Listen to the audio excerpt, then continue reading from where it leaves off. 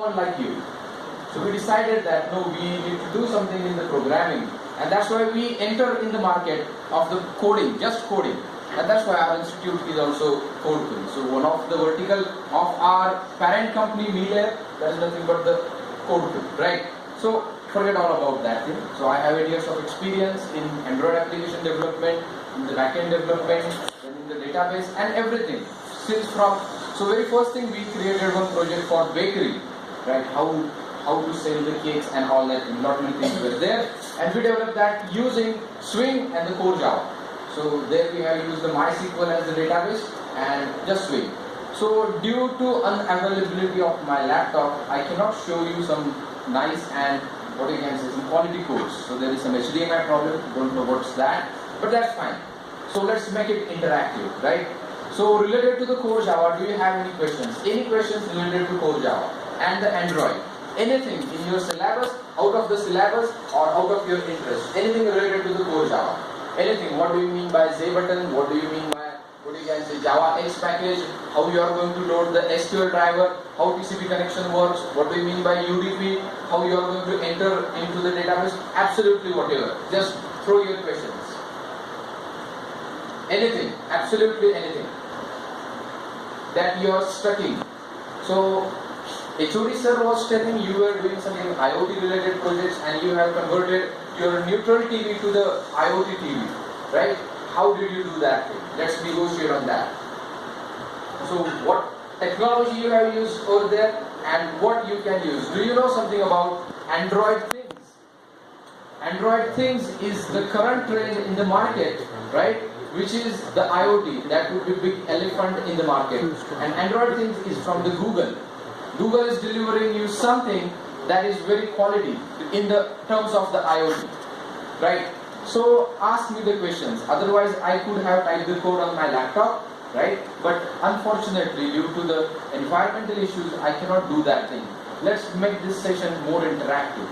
If you have any doubt related to the core Java or any platform, you can ask me.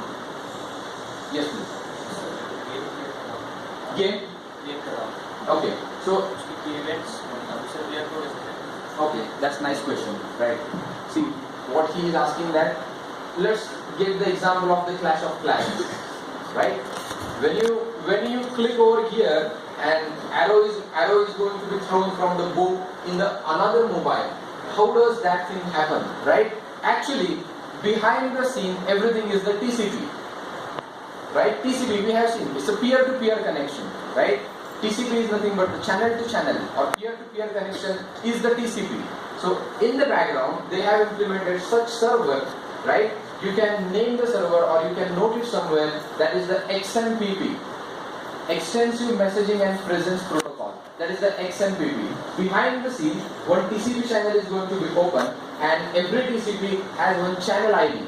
If you know that thing, whenever you are going to write the server socket is equals to new server socket and you provide the ID, port ID, right? And after that you do SS, that is nothing but the socket, is equals to ss.accept. What did you? ss.accept. Whenever your channel, every inbound channel is going to be assigned with one ID. And for assignment of the ID, you can use the hash map, right? So every COC connection, whenever you turn on your Clash of Clans game, one channel with that server is going to get connected. And over that channel, you are going to send your key events. Over that channel, you are going to send your key event. Even if drone is flying on the sky, right? And you want to send the parameters. You would be having one panel on your Android phone, navigator on your Android phone, and as you are going to click the navigator, your drone should move. That is also TCP connection. Remember that so far our technology is limited to the core 7 systems, right? And in the future, quantum computers are coming. At that time, TCP might be getting changed to some other protocol. That's fine. But for that, we need next 30 years. But presently, whatever you would be doing, that would be with the respect to the TCP. From the connection to the connection, you would be communicating. and for that, right, use the XMPP or note down the server name called as Vertex, VERTX. And Vertex is a Vertex is a build on the top of what you can say your Netty. Netty is the library where Twitter works, right? Where Twitter works. When you tweet, one TCP channel publishes the data to all of the connected channels. There is a publish. Vertex is the server, and if you want to implement something very similar to the WhatsApp, there would be one server called as XMPP, Extensive Messaging Presence Protocol. XMPP. So your Vertex has been written in the Erlang language, and on the top of Erlang they have written one server called as eJabber. And WhatsApp is working on the server eJabber. You can download the source of eJabber, you can compile it, and your WhatsApp is ready. It's an open source. Next question please. Is that satisfied? Yes. Next question please. Yes please. How to convert code into APK file? That's a nice question. See, if you are going with the commands, right? If you are going with the commands, there is one command called as ADB, Android Debug Bridge, right? And Android Debug Bridge comes with the package manager. Android Debug Bridge comes with the package manager, and that package manager, APK full form is an Android package. When you say APK, it's an Android package, right? So APK is nothing but the Android package. So Android comes with one tool called as package manager, and that package manager converts everything. And if you are going to go with the Eclipse or the Studio is having built-in functionality to convert your Java source into the APK. So I hope you are not using Eclipse. If you are using Eclipse, there is one utility called as ADT, right? ADT, and now it is outdated. Everyone is switching to the Studio, and in the Studio there is a build tab, and under the build tab there is a build APK, build debug level APK, build release level APK.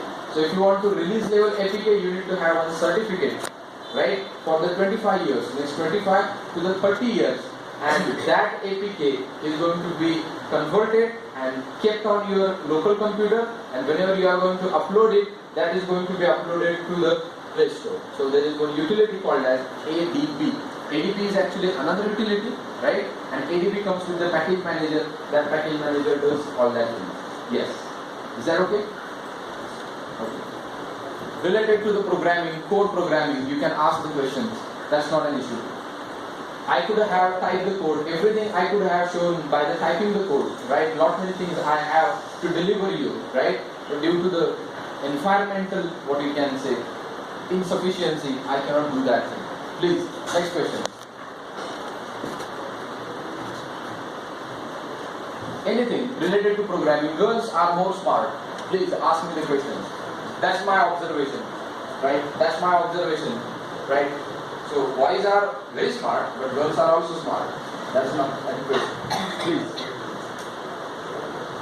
Anything related to the core Java? What is a hash map? What is a collection framework? Why to use the abstract class? Why to use the interface? Very primary question in the interview. When to use the abstract class? When to use the interface?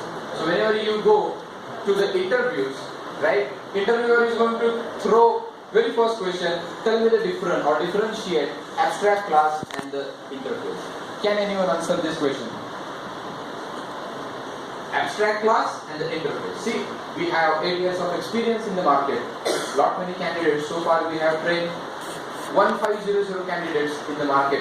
Most of them are the corporate who are having 15 years, 20 years of experience, MDs, CEOs. In front of them, we have told that side of the programming or that side of the coding that they are not knowing. When you say interface, when you say abstract class, what does exactly means? Can anyone answer to the question?